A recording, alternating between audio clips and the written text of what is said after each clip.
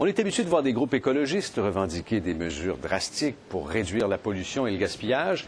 C'est plus rare qu'une telle initiative émane du monde des affaires et c'est pourtant une avocate qui reprend le flambeau de la lutte aux milliards de sacs de plastique que nous utilisons et qui prennent, on a entendu la statistique souvent, 400 ans avant de se fondre dans la nature. Amélia Saleh-Abadi est fondatrice et associée principale du cabinet qui porte son nom d'ailleurs. Bonjour. Bonjour. Qu'est-ce qui fait que vous avez adopté cette nouvelle cause?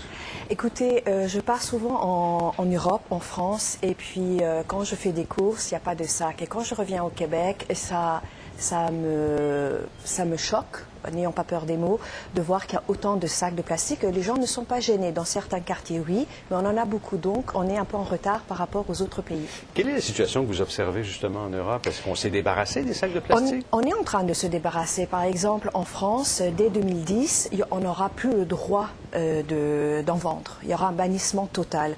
Alors qu'ici, au Québec... On n'a pas parlé de ça. Non, non. Pourtant, il y a un débat qui est lancé. Je parlais des groupes écologistes tout à l'heure. C'est pas la première fois qu'on réclame soit la fin des sacs de plastique, soit l'adoption d'une taxe. Mais on dirait que le débat lève pas vraiment. Oui, parce que peut-être c'est pas le vrai débat. Il y a eu en 2005 le député du Lac-Saint-Jean qui a déposé un projet de loi. Projet de loi 390 qui demandait de parler plus de sacs biodégradables.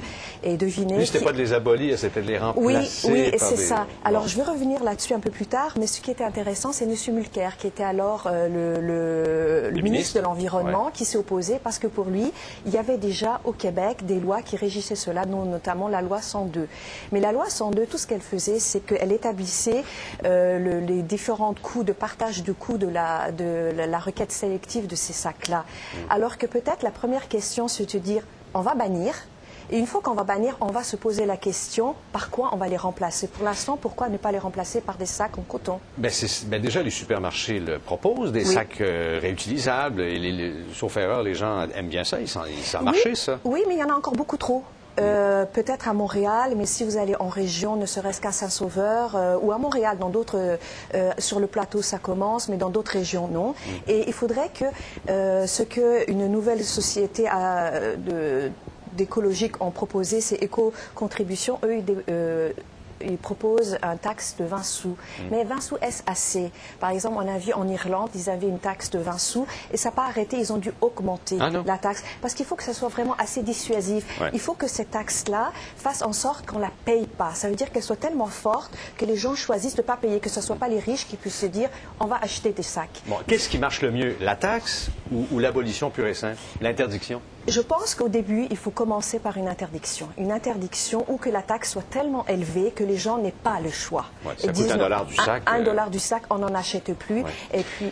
Mais il faut que les entreprises soient d'accord avec ça. Et il y a aussi la question, pour un gouvernement, c'est délicat, des emplois qui se rattachent à la production de ces sacs-là. Absolument. Et c'est pour ça on a écrit un article. Et dans notre article, ce qu'on propose aussi, c'est de dire, oui, il y a toute une industrie qui existe. Et ce qu'il faudrait faire pour cette industrie, c'est aider à se recycler. Par exemple, au Bangladesh, il y a toute une nouvelle industrie qui s'est trouvée.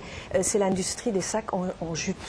Par ailleurs, ce qu'on pourrait faire, par exemple, en France, on aide les industries. Il y a des subventions qui sont données à ces industries-là pour se recycler dans d'autres choses. Donc, absolument, ce qu'il faudrait faire, donc, un bannissement, une taxe et aider l'industrie. Et qui a aussi, il ne faut pas s'en cacher, un très grand lobbying, un pouvoir de lobbying très très fort. Il y a le lobby de l'industrie du plastique aussi qui absolument, c'est ça. C'est ça. Rapidement, vous allez faire quoi? En parler aux autres avocats? Oui, absolument. Intenter des procès? Peut-être pas des procès, mais essayer de passer l'idée de faire du droit comparé, de dire, regardez ce qui se passe, par exemple, très étonnant, en Afrique. Rwanda, c'est interdit. Pourquoi? Parce que peut-être ils voient plus le problème. Nous, ici, nous avons des sites d'enfouissement, on peut les cacher. Là-bas, ils ne les cachent pas, donc c'est partout dans l'environnement. Et ça, on dit 400 ans, mais parfois c'est plus que 400 ans pour que ça se... Que ça disparaisse finalement, que ça se biodégrade. Merci beaucoup de nous en avoir parlé aujourd'hui. Je vous en prie. Au revoir, on suivra ça parce que c'est un débat qui préoccupe beaucoup de monde.